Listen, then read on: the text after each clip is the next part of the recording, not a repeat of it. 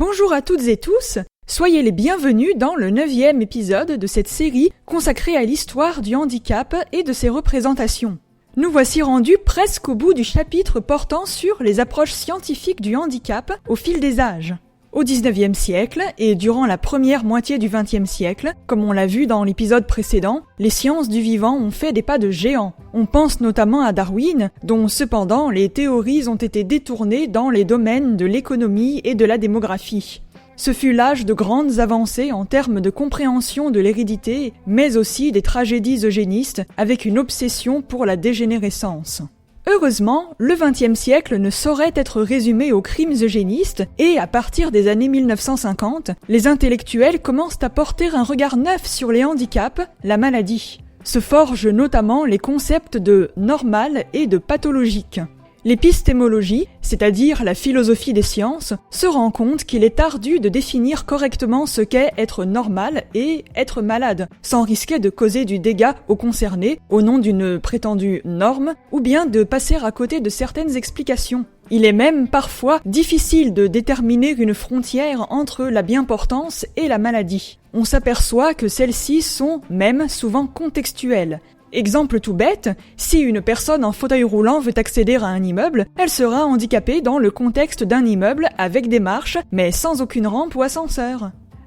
Si je pouvais monter ces marches. L'environnement participe grandement à faire le handicap. Dites à votre fils comme de faire attention avec son fauteuil roulant dans les allées de la pharmacie. Hein. Ben oui, mais enfin, le handicap n'excuse pas tout, Madame Petit. Hein. Attention à ça. Hein. L'on doit de nombreuses réflexions sur le normal et le pathologique à Georges Canguilhem, docteur en médecine et épistémologue. Dans son essai, intitulé justement « Le normal et le pathologique », il discute la notion d'anormalité. Il faut, selon son analyse, distinguer le sens descriptif du mot « normal », c'est-à-dire ce qui est dans une moyenne, et son sens normatif. Le normatif implique en effet un jugement de valeur, qui voudrait que le normal, ce qui est dans une moyenne, soit aussi par corollaire ce qui est conforme et satisfaisant. Or, être dans une moyenne, eh bien c'est simplement être dans une moyenne. Cela ne rend pas supérieur ou plus légitime.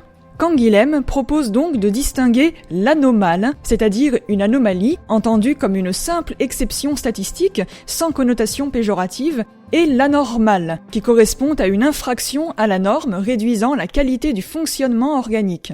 Ainsi, tout jugement qui déclare un état anormal, donc pathologique, est un jugement normatif. Canguilhem affirme qu'en matière de normes biologiques et médicales, c'est toujours à l'individu qu'il faut se référer. Autrement dit, le caractère gênant, délétère, problématique d'un état doit être évalué avant tout en fonction du patient lui-même. Un médecin ne peut donc pas déclarer un individu malade sans l'avoir consulté en lui demandant son point de vue sur son propre état. J'étais chez le médecin, j'ai une angine. Et sous antibiotiques? Non. Donc t'es pas malade? Si, il y a une angine. Dans un autre de ses essais, la connaissance de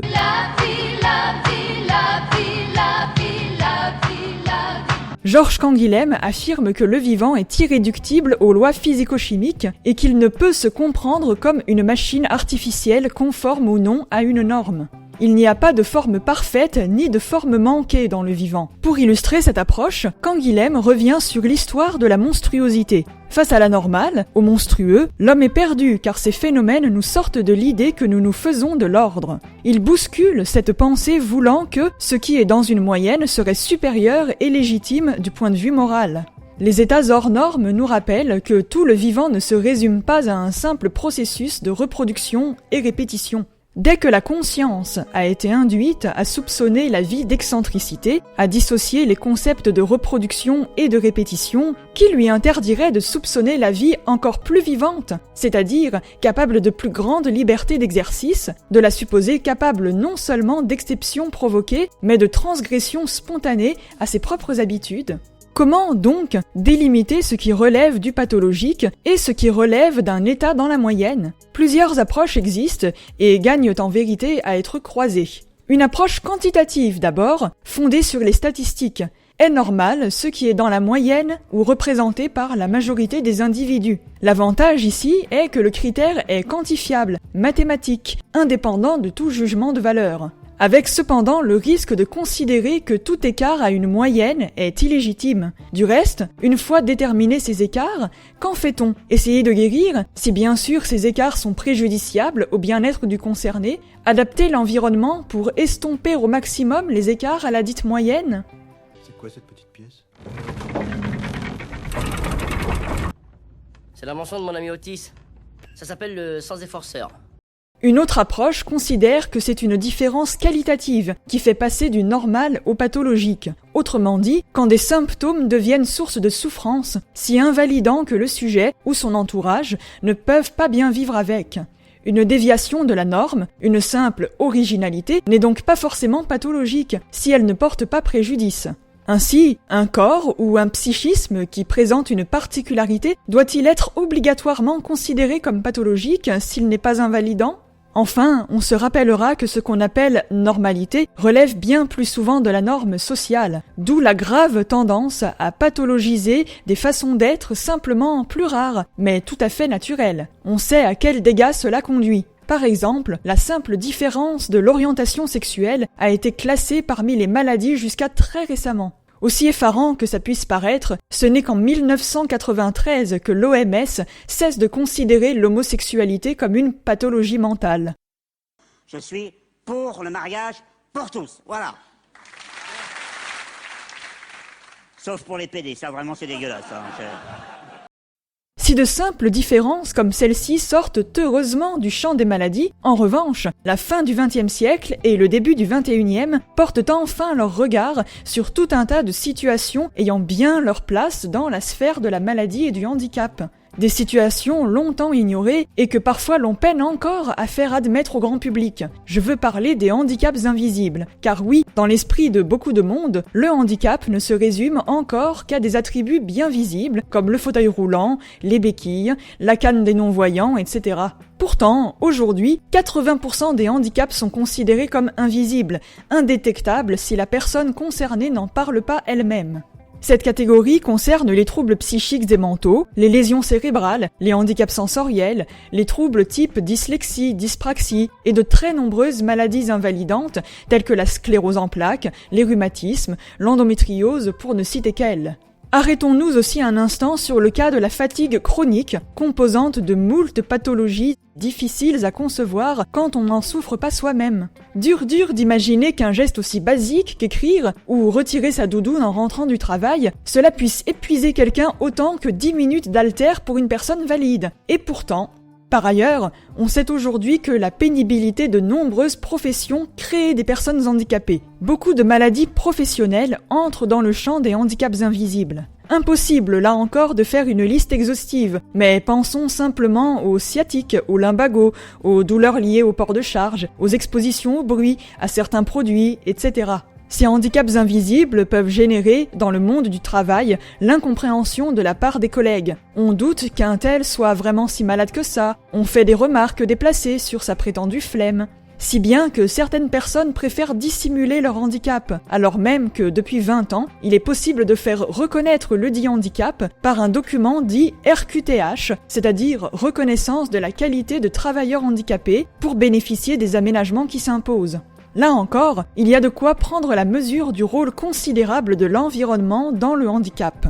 Du côté des sciences dures, il est impossible de résumer tous les progrès des 80 dernières années en termes de maladies. C'est bien simple, les recherches en médecine, en biologie, en génétique ont fait en moins de 100 ans plus d'avancées que jamais auparavant. Dans les pays les plus développés, on a même éradiqué quelques épouvantables maladies qui furent monnaie courante pendant des siècles. On ne voit plus, par chez nous, de personnes atteintes de polio, de choléra, de la rage, de la lèpre, de la vérole et j'en passe. Du côté du cancer, en 1949, 75% des malades étaient condamnés, contre moins de 40% aujourd'hui.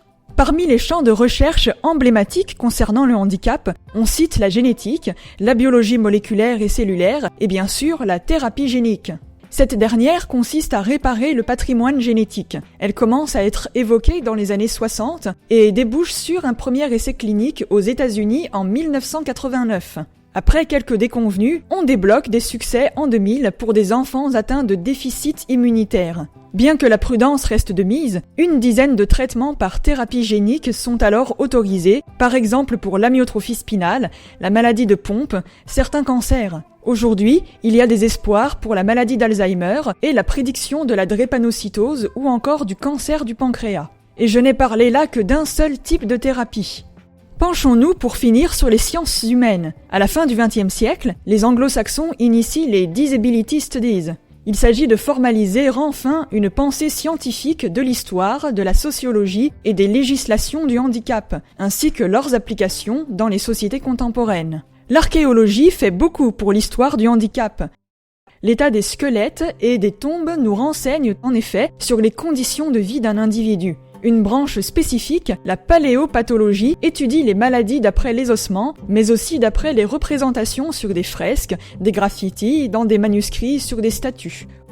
Au début, il s'agissait juste d'identifier telle ou telle maladie, mais sans se soucier de l'environnement de la personne ou de son statut, un statut souvent fait de bannissement et de pauvreté. Toutefois, depuis les années 90, l'environnement est un vrai sujet. Les fouilles nous renseignent sur les parcours de vie de certains concernés il y a fort longtemps. Elles soulignent notamment que pour les Andis n'ayant pas eu la chance de naître dans les classes sociales aisées, et encore, les quasi seules trajectoires de vie disponibles étaient les hospices, la mendicité, la carrière de bouffon, mais le plus souvent, l'entrée en institutions religieuses ou dans les ordres.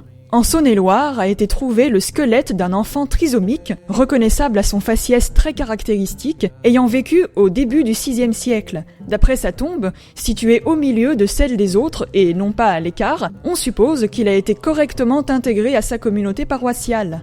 Les squelettes de l'abbaye augustinienne Saint-Séverin au XIIe siècle indiquent quant à eux un certain nombre de gens lourdement handicapés parmi ces pensionnaires.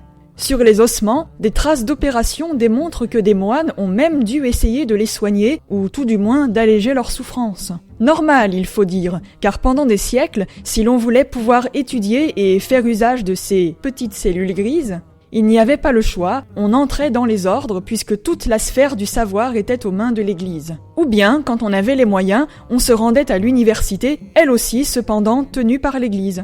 En conclusion, ce simple petit tour d'horizon nous fait toucher du doigt la présence du handicap dans tous les domaines de recherche. Médical et biologique évidemment, mais aussi l'histoire, la sociologie, l'économie, l'étude du monde du travail, l'archéologie, le droit, l'urbanisme, etc. Et on ne saurait être complet sans mentionner la culture. Depuis une 50aine d'années, en effet, des personnes andis se revendiquent communautés, porteuses d'une véritable culture à part entière. L'exemple le plus flagrant de cette réappropriation positive du handicap est celui de la culture sourde. De nombreuses personnes sourdes refusent de se vivre uniquement comme handi. Dès 1880, en réaction au congrès de Milan, qui souhaitait abandonner la gestuelle dans l'enseignement dispensé aux jeunes sourds, des concernés se mobilisent. Il faut donner ces lettres de noblesse à la langue des signes, comme à une véritable langue au même titre que les autres. Les militants appellent d'ailleurs à véhiculer son enseignement même parmi les entendants. C'est ainsi que chez nous, la LSF, langue des signes française, se diffuse à partir des années 70. Et avec cette langue, c'est toute une culture, à son sens le plus fort, y compris artistique, qui est revendiquée par les concernés. Ainsi existe-t-il, par exemple, des événements de poésie signée. Pour clore le volet scientifique de ce parcours, les 2 prochains épisodes traceront les grandes lignes de l'histoire des maladies psy et de la psychiatrie. Ainsi couvrirons-nous une petite partie de l'immense palette des handicaps invisibles. Je vous remercie pour votre attention. Vos commentaires et précisions sont les bienvenus. N'hésitez pas en outre à liker et partager cette série. Portez-vous bien. Ciao!